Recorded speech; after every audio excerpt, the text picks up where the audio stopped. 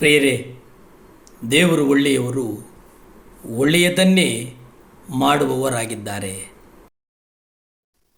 ಜಗತ್ತಿನ ಉದ್ದಗಲಕ್ಕೂ ನಾವು ನೋಡುವುದಾದರೆ ಜಗತ್ತಿನಲ್ಲಿ ಅತಿ ಹೆಚ್ಚು ಮಾರಾಟವಾಗುವಂತಹ ಪುಸ್ತಕವೇನಾದರೂ ಇದೆ ಅಂತಂದರೆ ಅದು ಬೈಬಲ್ ಎಂಬುದಾಗಿ ಅಂಕಿ ಅಂಶಗಳು ಹೇಳ್ತದೆ.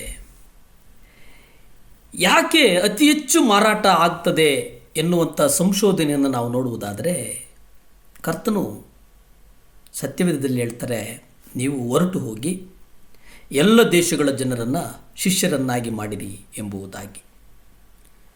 ಜಗತ್ತಿನ ಉದ್ದಗಲಕ್ಕೂ ಶಿಷ್ಯರಾಗಿರ್ತಕ್ಕಂಥ ಎಲ್ಲ ವಿಶ್ವಾಸಿಗಳಿಗೂ ನಾವು ಈ ಆಜ್ಞೆಗಳನ್ನು ಉಪದೇಶ ಮಾಡಬೇಕಾಗಿದೆ ಎಂಬುದನ್ನು ನಾವು ನೆನಪಿನಲ್ಲಿಟ್ಟುಕೊಳ್ಳಬೇಕಾಗಿದೆ. ಪ್ರಿಯರೇ, ನಾನು ಸಭೆಯನ್ನು ಕಟ್ಟಬೇಕಾದರೆ ಸಭೆಯಲ್ಲಿರ್ತಕ್ಕಂಥ ಪ್ರತಿಯೊಬ್ಬ ವ್ಯಕ್ತಿಯು ತನ್ನ ಶತ್ರುಗಳಲ್ಲಿ ಪ್ರತಿಯೊಬ್ಬರನ್ನು ಪ್ರೀತಿಸುವ ಸಭೆಯನ್ನಾಗಿ ನಾವು ಕಟ್ಟಬೇಕು.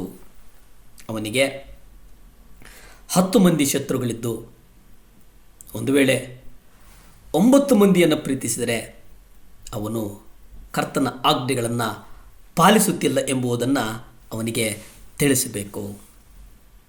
ಯೇಸು ಹೇಳ್ತಾರಲ್ಲ, ನೀವು ಹೊರಟು ಹೋಗಿ ಎಲ್ಲ ದೇಶಗಳ ಜನರನ್ನು ಶಿಷ್ಯರನ್ನಾಗಿ ಮಾಡಿರಿ, ನಾನು ಅವರಿಗೆ ಆಜ್ಞಾಪಿಸಿದ್ದನ್ನೆಲ್ಲ ಕಾಪಾಡಿಕೊಳ್ಳುವುದಕ್ಕೆ ಅವರಿಗೆ ಉಪದೇಶ ಮಾಡಿರಿ ಎಂಬುದಾಗಿ.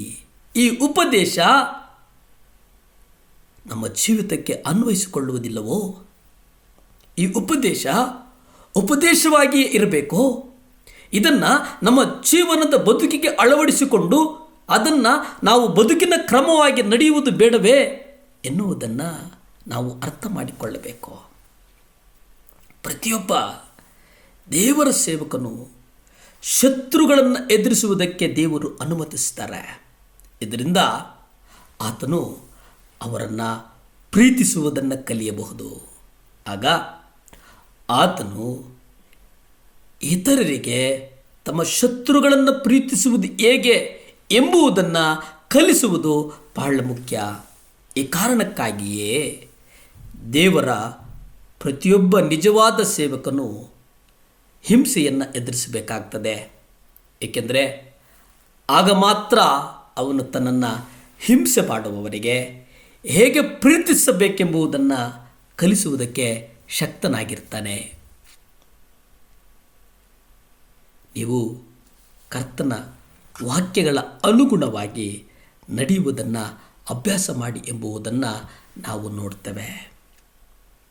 ಪ್ರಾರ್ಥಿಸುವುದು ಅದು ಅಭ್ಯಾಸ ಆಗಬೇಕು.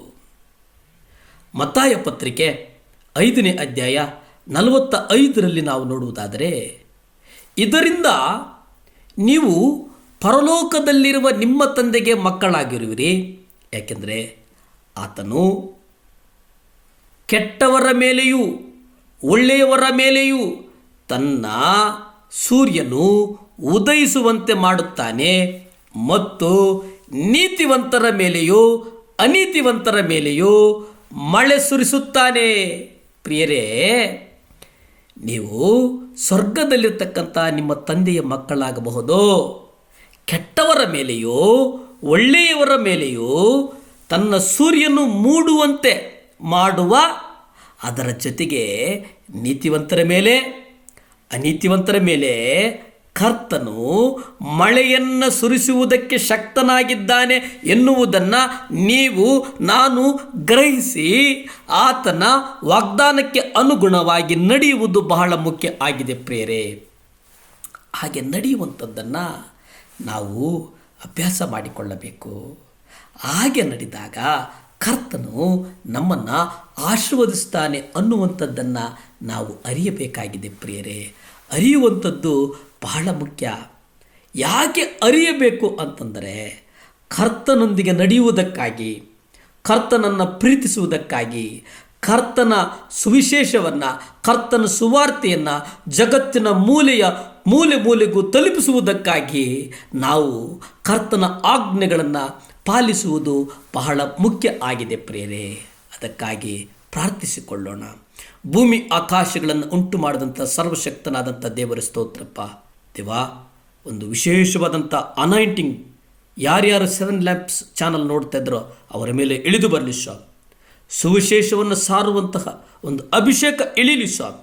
ನಿಮ್ಮ ರಕ್ತ ಚೆಲ್ಲಲಿ ಸ್ವಾಮಿ. ಮಕ್ಕಳನ್ನು ಆಶೀರ್ವದಿಸಪ್ಪ. ಯೇಸುವಿನ ನಾಮದಲ್ಲಿ ಬೇಡ್ತೇನೆ ತಂದೆ, ಆಮೆನ್.